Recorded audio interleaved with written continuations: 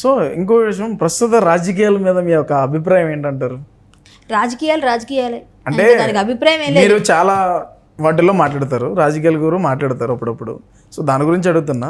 ఇప్పుడు కూటమి గెలిచింది, ఈరోజు ప్రమాణ స్వీకారం చేశారు. నేను గెలవాలనుకున్నదే గెలిచింది. మేము కూటమికే సపోర్ట్ చేసాము. పవన్ కళ్యాణ్ గారికి, చంద్రబాబు నాయుడు ఓటు ఎక్కడ ఉంది మీకు? ఇక్కడే ఉంది. మరి ఎక్కడ ఎలా సపోర్ట్ చేశారు? మా వాళ్ళు లేరా? అలా అంటారు. ఓకే, ఏమంటే నేను చెప్తే కొంతమంది నేను ఇన్ఫ్లుయెన్సర్ కదా, కొంత నేను చేస్తుంటాను కదా, కొంత మేము మా వరకు మా విజయనగరం, వైజాగ్, మా చుట్టుపక్కల నన్ను చూసి నేను పోస్టులు పెడతాను కదా ఫేస్బుక్లో పోస్ట్ పెట్టినప్పుడు నేను ఏం పెట్టాను, నేను పెట్టిన వీడియో కూడా ఉంటుంది. ఇక్కడైతే బీజేపీ, అక్కడైతే కూటమి, రెండింటిగా వేయండి అని చెప్పాను. నన్ను ఫాలో అయ్యాలి. నన్ను కొంచెం ఒక 1500 మంది ఉన్నారు అనుకోండి, 1,00,000, ఒక 2,000 మంది, పోను 2-3 వేల మంది అయినా మన కూటమి ఎలాగైనా గెలిపించుకోవాలి సార్ అనుకుంటారు. ఎందుకు? బీజేపీతో కలిసి ఉన్నారు అలయన్స్, మేము కూడా బీజేపీ. సో నేను సపోర్ట్ చేయడం తప్పలేదు. పవన్ కళ్యాణ్ గారికి ముందుగానే మేము ఆర్టిస్ట్గా, అలాగే మా హీరోగా ఆయనకి సపోర్ట్ చేస్తాం. సో అన్ని విధాలు కలిసి వచ్చింది. బాలకృష్ణ గారు ఉన్నారు అక్కడ, కలిసి అందరూ గెలిచారు. అనుకున్నది అయ్యింది. ఇక్కడ కూడా బీజేపీ 8 సీట్లు వస్తాయని మేము ఫైట్ చేసాం. అందరూ అనుకున్న ఎన్ని వస్తాయి అందరికి ముందే తెలుసు. 8 అయితే పక్క, పైన వస్తే ఇంకా సంతోషం అనుకున్నాం. వచ్చాయి. ఇక్కడ కూడా మినిస్టర్స్ అయ్యారు, అక్కడ మినిస్టర్. అందరికీ శుభాకాంక్షలు తెలియజేస్తున్నా. ఒకటండి, ఒక పాలన వెళ్ళిపోయింది అంటే అనకూడదు కానీ బయట జనాలు అనుకునేది రాక్షస పాలన అన్నారు జనాలు, నేను కాదు. వాళ్ళందరూ అలా అన్నారంటే ఎంత విసిగిపోయారు. ఈసారి కానీ వైసీపీ వస్తే మేమందరం మీ హైదరాబాద్ అని వస్తాం, లేకపోతే ఏ గుజరాత్, ఏ మధ్యప్రదేశ్, ఏ యూపీ వెళ్ళిపోతాం మేము. అక్కడైనా బెటర్ కానీ ఇక్కడ ఉండకూడదని అంతవరకు వెళ్ళిపోయారు ప్రతి ఒక్కళ్ళు. వలస ఈసారి వైసీపీ వస్తే వలస వెళ్ళిపోతారని 200% అందరూ అనుకున్నారు. అక్కడ ఉండకపోయినా కొంతవరకు వెళ్ళిపోతారు. ఏదో ఊరు వాళ్ళు తాతగారు ఎవరు ఉంటారు, అమ్మమ్మలు తాతగారు ఎటో వెళ్ళిపోతారు. అంటే అక్కడ ఉండకూడదని అంతవరకు భయపెట్టేశారు జనాలు. సో ఈసారి ఉంటే వాళ్ళు అన్నీ పోయేవి, ఫిక్స్ అయ్యి ఉంటారు. అందుకే పోలేండి, భగవంతుడు ఉన్నాడు అన్ని విధాలుగా.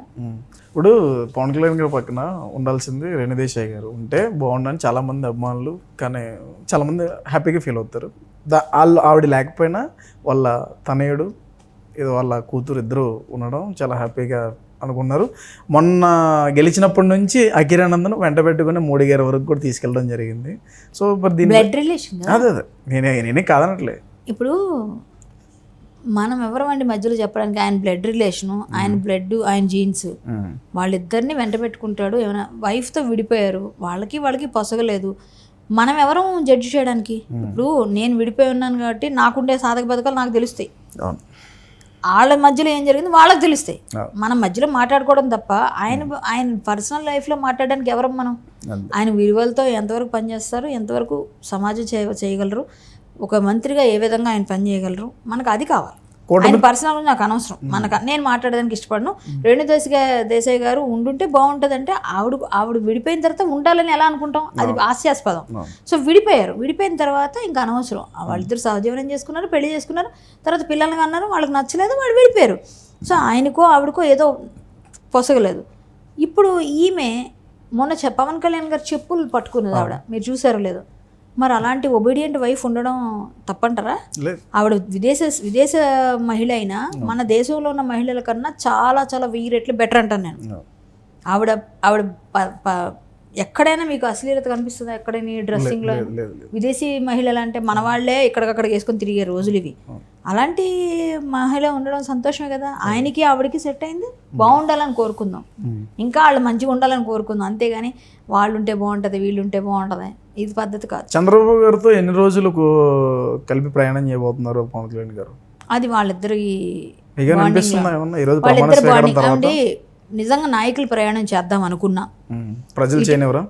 ఎస్, ఇటువైపు ప్రజలు అటువైపు ప్రజలు, ఈ అభిమానులు ఆ అభిమానులు ఏదో తెచ్చుకుంటారు, గొడవలు పెట్టుకుంటారు. ఇక్కడ దాకా తెచ్చుకొని ఏమని చేసి విడగొట్టకపోతే అంటే 5 years తర్వాత కూడా ఇంకా కంటిన్యూ అవ్వాలని కోరుకుంటున్నాను నేను. బాగుండాలి నెక్స్ట్ కూడా అని. ఈ ఫ్యాన్స్ హీరోల కోసం కొట్టుకున్నట్టే ఇక్కడ ఈ ఓటర్లు కూడా అట్లాగే కొట్టుకొని మేము కార్యకర్తలం అంటే మనం చెప్పలేము. అది హేమగారితో మీకున్న ప్రాబ్లం ఏంటి? మీ ఇద్దరు ఏమీ లేదు. ఆవిడ మీద కోపం ఉందా లేదంటే కోపం ఉందా? ఏమోనండి, నన్ను ఏదనంటే నేను మొహమ్మద్ మొన్న పరిస్థితి నువ్వు కూడా చూసుకో, వెనకాల అందరిని అంటావు ఎందుకో అనేసి అంతే, అయిపోయింది అక్కడతో, అంతే. నేను చాలా సీరియస్ గా మాట్లాడే ఇదివరకు ఏమైనా శత్రుత్వం ఉందంటారా? శత్రుత్వం లేదు. మేము ఎప్పుడైనా మాట్లాడుకుంటే అసోసియేషన్ గురించే ఆ మాట్లాడతారు. టైంలోనే గొడవలు, ఆ టైంలోనే అయ్యే. తర్వాత ఏం లేదు, ఆవిడ ఎప్పుడు కలవదు, నేను ఎప్పుడు కలవను. నాకేం పార్టీలు పబ్బులు తెలియవు, ఆయన ఇప్పుడు ఎక్కడ కలుస్తుంది ఆవిడ నన్ను, నేను ఎప్పుడు కలుస్తాను. ఏదో ఎట్లా టీవీలో వాటిలో కలవడం తప్ప. రోజా గారితో పరిచయాలు మీకు బాగుంటాయంట, లేదండి. కలిపి తిరగడం ఎక్కడ చూసారు మీరు? పోనీ చూసి చూపించండి. రోజా గారు కాదంటారా చెప్పండి. కాదండి, మీరు కాదంటారేంటి, చూపించండి. మీరు రోజా గారితో కలిపి తిరిగారన్నారు, ఎన్నిసార్లు కలిపి తిరిగాను? ఆవిడతో పాటు బాధలు ఉన్నారేమో. ఎక్కడండి రోజా గారితో కలిసి నేను ఎక్కడ తిరిగాను? ఒక్క ఫోటోలో ఏదో ఎవరో చనిపోయినప్పుడు, జమున గారు చనిపోయినప్పుడు, ఇంకొకటి రెండు ఇప్పుడు అది జమున గారు అంటే 2 సంవత్సరాల క్రితం అన్నమాట. చనిపోయినప్పుడే కలిశాను. ఈ మధ్య కాలంలో నేను కలవలేదు. ఎలక్షన్ టైంలో అసలు కలవలేదు ఆవిడ. నేను మాట్లాడను ఆవిడతో ఎప్పుడు. ఆవిడ ఎప్పుడో మినిస్టర్ అయినప్పుడు కొత్తలో ఎప్పుడో కంగ్రాచులేట్ చేసి ఉంటాను. ఆ జబర్దస్త్ సెట్ లో అప్పుడప్పుడు 2-3 సార్లు కలిసి అంతే. ఆవిడతో నాకేమి అసలు 2-3 సార్లు కలిసినప్పుడు ఆవిడకి మాత్రం బాగా ఇష్టం నా డైలాగ్, అబ్బా అని బాబీ అంటూ ఉంటారు. ఆవిడ కల్పించినప్పుడు అబ్బా అంటారు నన్ను చూడంగానే. ఫస్ట్ చూసి ఏంటి అసలు తిరుపతి దర్శనం కూడా అడగలేదు నన్ను ఇంతవరకు ఎప్పుడు అని అడిగారు ఒకసారి. మిమ్మల్ని నేను ఎప్పుడు అడగలేదు ఆవిడని. నేను అడగలేదు, ఆవిడే చెప్పారు అన్నమాట. సో నేను ఆవిడతో నాకేం పరిచయాలు పూసుకొని రాసుకుని, నేను ఎవరితోనే తిరగడం ఉండదు బాబు. పూసుకొని రాసుకొని నువ్వు ఎక్కడ చూపించుకొని చూద్దాం, ఏముండదు. మనం అంతా భక్తి, దేవుడు ఏదైనా పని ఉందంటే ఎక్కడ రండి, ఇక్కడ ఎవరైనా భజనలు అవుతుందంటే అక్కడికి వెళ్ళిపోతా. ఏదైనా ఎవరైనా ఇబ్బందుల్లో ఉన్నారంటే వాళ్ళకి ఏమైనా హెల్ప్ కావాలి మన వల్ల అవుతుందంటే వెళ్ళిపోతా. పోలీసులతో గొడవ పెట్టేసుకొని వాళ్ళ గురించి ఏమైనా ఫైట్ చేయాలా, వేరే వాళ్ళ గొడవ పెట్టుకుని నా గురించి కాదు, మళ్ళీ పక్క వాళ్ళ కోసం ఏదైనా ఫైట్, ఏంటి సార్ అదేలా సార్ ఆ కేసు ఎలా పెడతారు, ఈ సెక్షన్ ఎలా పెడతారు, ఇలాంటివి వెళ్ళిపోతాను. కేసులు ఏవో వేయించుకొని ఎత్తి మీద కోర్టులు తిరుగుతుంటాను. ఇంకేముందండి నేను చేసింది. సినిమాలు, సీరియల్ కూడా దూరం అయిపోయాను. నా సామాజిక సేవ, ఆ సేవ, ఈ సేవ అనుకొని అన్నింటికీ దూరం అయిపోయాను. ఎందుకంటే నువ్వు చేసిన క్యారెక్టర్స్ ఏంటి, నువ్వు అంటున్న మాటలు ఏంటి అని అన్నారని అవి కూడా వదిలేసాను క్యారెక్టర్స్. ఇప్పుడు అవి కూడా నేను చేయట్లేదు. సో ఇంకేం చేయాలి? ఇంకా సమాజం కోసం మాట్లాడుకుని చేస్తే నేను తిట్లు కాస్తున్నాను. ఇలా మీరు ఇంటర్వ్యూలు వేసే నిందలని మోస్తున్నాను. ఇంకేముంది, నిందలే వేస్తున్నారు చాలా వరకు. నిజాలు కావని నిందలే వేస్తున్నారు. మీరు వేసేవి నిందలే, అబాండాలు.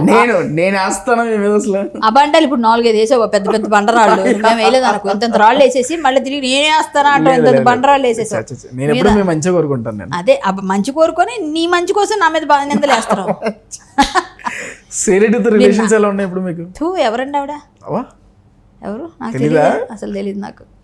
అంటే నేను పనికిరాని వాళ్ళ గురించి మాట్లాడను, అవసరం లేని వాటి గురించి. అయినా కోర్టులో ఏవో కేసులు నడుస్తున్న వాళ్ళ గురించి మాట్లాడకూడదు, అది మీరు తెలుసుకోండి ఫస్ట్. మాట్లాడకూడదు. నేను ఆవిడ గురించి మాట్లాడమనలేదు, నేను మాట్లాడకూడదు. నాకు తెలియదు రిలేషన్ ఎలా ఉంది అసలు. రిలేషన్ ఏంటి అసలు? నాకు సంబంధం లేని వ్యక్తులు పరిచయాలు. అసలు కేసులు వస్తాయా పరిచయాలు ఉన్న వాళ్ళతో? కేసులు ఉంటాయా పరిచయాలు ఉన్న వాళ్ళతో? చెప్పండి. కేసులు ఉంటాయా? మరి ఇంకేం పరిచయం ఉంటుంది అప్పుడు? ఫ్రెండ్స్ కాకపోతే గొడవలు వస్తాయి. మరి అంటే ఇప్పుడు వాళ్ళతో నాకేం పని? నా మీద వాళ్ళు ఎలిగేషన్, వాళ్ళ మీద నా మీద ఎలిగేషన్ ఉంటే కేసులు ఉంటాయి. సో అది కోర్టులో ఉన్నాయి కాబట్టి తేల్చుకుందాం అంతవరకే. అంటే ఇటువంటి ఎలిగేషన్స్ ఒకరి మీద ఒకరు వేసుకుంటే హైలైట్ అవుతారనే ఉద్దేశంతో అయితే వేసుకోమనండి. నేను ఎవరి మీద వేయాల్సిన అవసరం లేదు. నాకు కావాల్సినంత పేరు, కావాల్సినంత నేను హైలైట్ అయ్యే ఉన్నాను. నేనేం కొత్తగా వివాదం ఇరుక్కుంటే వస్తుందని నాకు ఎవరి మీద బురదలేసి అది చేయాల్సిన అవసరం లేదు. నన్ను బురదల్లోకి లాక్కడరా బాబు అనుకుంటాను నేను. నన్ను బురదలోకి లాగి మరి నా మీద ఎంత బాండేస్తే నేను ఏదో ఒకటి చెప్తా ఉంటాను. మిమ్మల్ని 2 క్వశ్చన్లు అడుగుతాను, చివరిగా 2 ప్రశ్నలు అడుగుతాను. అవి మీకు యాక్సెప్టెన్స్ ఉంటుందని అనుకుంటున్నాను నేను. గతంలో జగన్మోహన్ రెడ్డి మొన్న తిట్టడం జరిగింది శ్రీరెడ్డి, దీన్ని ఏ విధంగా చూస్తారు? దీనితో పాటుగా నిన్న ఒక వీడియోలో పవన్ కళ్యాణ్ చుట్టుపక్కల ఉన్నటువంటి వ్యక్తుల్ని కవచంలాగా ఏర్పరచుకుంటారు ఆయన. వాళ్ళని మంచిగా ఫామ్ చేస్తారు, వాళ్ళని బయట మంచిగా ఒక కవచంలాగా. అసలు మీరు ఏమంటారు? వద్దంటే వద్దు కాదు. అసలు ఎవరు ఇక్కడ ఇంత విలువ కూడా ఇవ్వను నేను. ఆ వ్యక్తులు ఏమైతే ఏది మాట్లాడితే నాకేం పని? అవతల వ్యక్తులు, నాకు అసలు సంబంధం లేని వ్యక్తి గురించి నాకు అడిగి మీకు యాక్సెప్ట్ నాకేం పని? అంటే అసలు వాళ్ళు ఏం మాట్లాడిన ఆమె కానీ వారు కానీ ఎవరు కానీ నాకు అవసరం లేని విషయం. అంటే మీరు కొన్ని విషయాల్లో ధర్మం పట్ల ఉండి ఖండిస్తారు కదా. నేను మాట చెప్పంటారా, ఒక పెంట మీద రాయాల్సిన అవసరం నాకు లేదు. సింపుల్, అంతే. అంతే సింపుల్ చెప్పాను, ఇంకా అంతకన్నా అవసరం లేదు. ఓకే, ఇంకెక్కువ మాట్లాడితే ఈసారి మామూలుగా ఉండదు ఎవరైనా కానీ, అది వేరే విషయం. అది అప్పుడు వచ్చినప్పుడు చూసుకుందాం. ఒక డైలాగ్, మీరు 2 డైలాగులు చెప్పండి మేడం. డైలాగులు నా కోసం ప్లీజ్. ఏం డైలాగులు లేవు నాయన. అంటే ఇప్పుడు మొక్కే కదా అని ఏంటి మొక్కే కదా అని పీకేస్తే పీక కోస్తా. ఎవరిది? తగ్గేదేలే తర్వాత చెప్పమన్నారుగా నాకు ఇష్టమైన డైలాగ్ అది మీకు ఇష్టమైంది, మాకు ఇష్టమైన డైలాగ్, మా ఆడియన్స్ ఇది ఒకటే ఉంటది మీకు ఇష్టమైంది. బాబీ ఒకటి. అబ్బా పిండేసావు నాకు తేజ ఇంటర్వ్యూలో మాత్రం.